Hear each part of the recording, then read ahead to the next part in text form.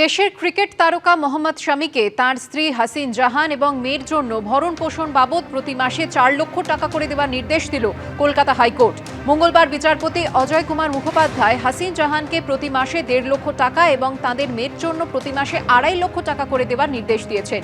নিম্ন আদালতে ভরণ পোষণ চেয়ে হাসিনের দায়ের করা মামলায় নির্দেশিত টাকার পরিমাণে সন্তুষ্ট না হয়ে হাইকোর্টের দ্বারস্থ হন হাসিন। সেই মামলাতেই মঙ্গলবার এমন নির্দেশ দিল হাইকোর্ট। আর এই কসবা গণধর্ষণ কাণ্ডে ধৃত ৪ জন বাদেও পুলিশের স্ক্যানারে আইন কলেজেরই ১৬ জন রয়েছে, এরকমই সূত্রের খবর পাওয়া যাচ্ছে। সিসি ক্যামেরার ফুটেজ থেকে ওই পড়ুয়াদের চিহ্নিত করা হয়। তাদের সম্পর্কে কলেজ কর্তৃপক্ষের কাছে তথ্যও চাওয়া হয়েছিল। এই ১৬ জন পড়ুয়াকে ইতিমধ্যে নোটিশ পাঠানো হয়েছে।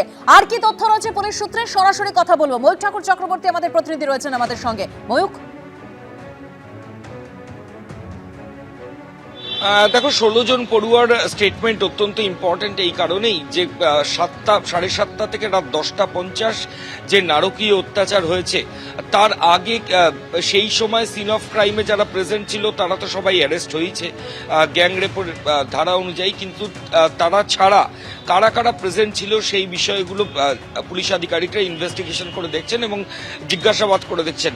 প্রথম দিন গত পরশুদিন ৬ জনকে জিজ্ঞাসাবাদ করা হয় এবং গতকাল সবাইকেই জিজ্ঞাসাবাদ করা হয়েছে, এমনটাই পুলিশ সূত্রে খবর। এবং প্রত্যেককে আলাদা আলাদা করে সে কখন কলেজে এসেছিল, কখন কলেজ থেকে গেছিল, কার কার সঙ্গে দেখা হয়েছে, ইউনিয়ন রুমের সংলগ্ন এরিয়ায় গেছিল কিনা, এবং সিসিটিভি ফুটেজ, যেটা ৭ ঘন্টা সিসিটিভি ফুটেজ পুলিশ আধিকারিকরা ইতিমধ্যে পেয়েছেন, সেই সিসিটিভিতে যাদেরকে যে যে জায়গায় দেখতে পাওয়া যাচ্ছে তাকেই প্রশ্ন করা হচ্ছে যে সেই সময়ের পর তাদের মুভমেন্টগুলো কোথায় কোথায় ছিল। এবং এটাই তদন্তকারী আধিকারিকরা সিকোয়েন্স অফ ইভেন্টস, অর্থাৎ কি কি হয়েছিল সেটা তারা মেলানোর চেষ্টা করছেন। পুলিশ সূত্রে আরও খবর যে এর তদন্তে আরও বেশ কয়েকজনকে পুলিশ আধিকারিকরা জিজ্ঞাসাবাদ করবেন এবং যে কল ডেটা রেকর্ডস সেটা তো এক্সামিন করে ইতিমধ্যেই বেশ কিছু তথ্য তদন্তকারীরা পেয়েছেন। তবে গতকাল অভিযুক্তদের ফের পুলিশি হেফাজতে পাওয়া গেছে, এরপর তাদেরকে জিজ্ঞাসাবাদের প্রক্রিয়াও গতকাল থেকে শুরু হয়েছে। এরপর পুলিশ আধিকারিকরা নতুন যে তথ্যগুলো পাবেন, যেগুলো পারিপার্শ্বিক তথ্য প্রমাণ থেকে পেয়ে সেগুলো ফের মিলিয়ে নেওয়ার প্রক্রিয়া, করবোরেট করার প্রক্রিয়া, সেটাই কিন্তু তদন্তকারীরা শুরু করেছেন। ধন্যবাদ ময়ূক। ভর্তির টোপ দিয়ে টাকা তুলতো মনোজিৎ মিশ্র, কখনো কখনো টাকার অঙ্ক ছড়াতো লাখের গন্ডি। তার সুপারিশ না মানলেই শুরু হতো অত্যাচার। এবিপি আনন্দের কাছে এমনই বিস্ফোরক দাবি করলেন একসময় মনোজিৎকে সাসপেন্ড করা কসবা ল কলেজের প্রয়াত অধ্যক্ষ দেবাশিস চট্টোপাধ্যায়ের স্ত্রী।